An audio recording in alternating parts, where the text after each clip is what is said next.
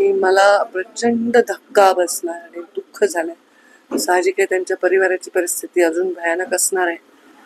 आणि जेव्हा मला कळलं की जिजांचा ॲक्सिडेंट झालाय, तेव्हा मला वाटलं काहीतरी हातपाय फ्रॅक्चर झालाय, जास्त गंभीर नसेल.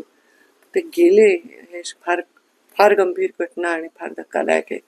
मी अमित शहांच्या कार्यक्रमात होते नांदेडमध्ये. माझे कार्यक्रम होते उद्या मुंबईत, परवा जबलपूरला मी जाणार होते. ते सगळं रद्द करून मी इथे आले.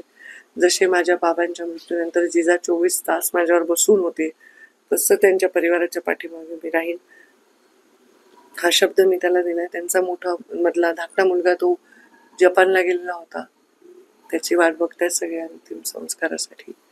जिजाचं जाणं हा फार मोठा लॉस आहे.